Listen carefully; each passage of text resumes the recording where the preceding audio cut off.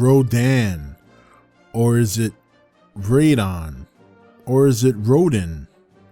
Well, I think we've heard it all, but Rodan has been confirmed. And in a couple of weeks, we're finally going to get to see Rodan back on the silver screen. And if what we've seen so far in the trailers and the TV spots are any indication, we're probably going to get one of the most badass Rodan iterations ever. Writer Ken Koronuma turned to prehistoric animals for inspiration in developing Rodan. And he took the same approach with Godzilla. The only difference is Godzilla was left largely as an ambiguous species, while Rodan is specifically stated to be a kind of pteranodon. But the inspiration continues with Godzilla, in that Rodan was seen as an embodiment of the same danger originating from the Soviet Union this time, in terms of a nuclear threat. In his only solo film, and also the only film where you would ever see this design, he was given a chestnut color. It originally had a menacing face with jagged-toothed beak, which would disappear in later incarnations as the character became more heroic. Rodan was portrayed via a combination of suitmation and wire-operated puppets for flight sequences. Rodan was played by Haruo Nakajima, who almost drowned when the wires holding the 150-pound suit above a water tank snapped. In Ghidorah the Three-Headed Monster, the Rodan suit was of visibly lesser quality than the previous one, having a more comical face, a thick neck which barely concealed the shape of the performer's head within the triangular wings. The modification of the character's face was deliberate, as Rodan was meant to be a slapstick character rather than the tragic villain seen in its film's debut.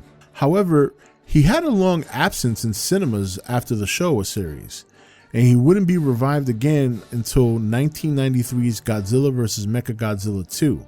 This time portrayed entirely via a wire-manipulated marionette and hand puppets.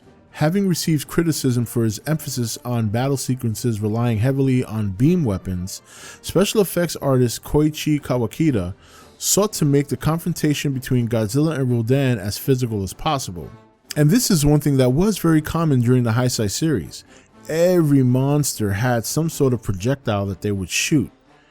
And Rodan in this movie, we discovered, also had a projectile. And we did see it later on, but of course in the very beginning of the movie when Godzilla and Rodan faced off, it was pretty much purely physical. Rodan was also a lot smaller in Godzilla vs. Mechagodzilla 2. And while they had a confrontation earlier in that movie, Rodan would come back later and save Godzilla from death, sacrificing himself. So it was a very, very weird relationship they had in Godzilla vs. Mechagodzilla 2. And while it may have seemed odd to some Godzilla fans as to why they had this rivalry, you got to remember in Godzilla, or rather Ghidorah, the Three-Headed Monster, Godzilla and Rodan were fighting throughout that whole movie, and it took a conversation between Mothra, Godzilla, and Rodan for them to actually come to terms.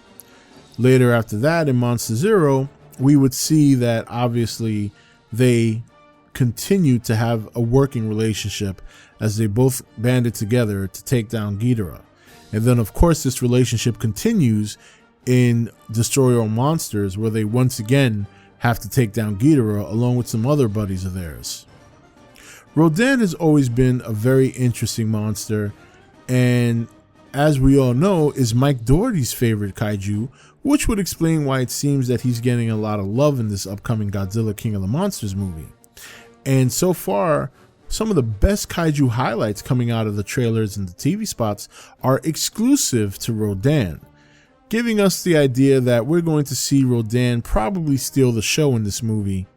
And if they're smart and he becomes a popular kaiju, and if the series continues, well, he could probably steal the show in another future movie as well. So Rodan is very popular amongst a lot of fans, is considered at least not as much a right-hand man to Godzilla as Anguirus is, but definitely one of Godzilla's, well, maybe his left-hand man, if you will. Or maybe we could see Anguirus as the hand of the king and Rodan as Godzilla's first knight. Either way, I'm looking forward to seeing Rodan in Godzilla King of the Monsters. He looks like he's going to have some serious action, and also it's going to be interesting to see how his fights play out with not only Ghidorah, but Mothra. I mean, we've seen clips of him fighting both of them, and I have to imagine that he'd come out surviving. So it's very, very interesting how Mike Dougherty has seemed to set up that Rodan is going to have a monstrous, pun intended, debut in Godzilla King of the Monsters, and looks like he may very well steal that show.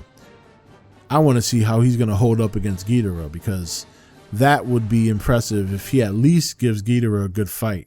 So, a couple of weeks away, but we won't find out until then. I hope you enjoyed this video, and I hope you return tomorrow as we continue the Godzilla 30 for 30 series as we march our way to Godzilla King of the Monsters on May 31st. This is Rob signing off for E.T.N, where we don't do news, we just talk entertainment. Take it easy. Thank you for watching E.T.N. Don't forget to subscribe and join the Nation Facebook page.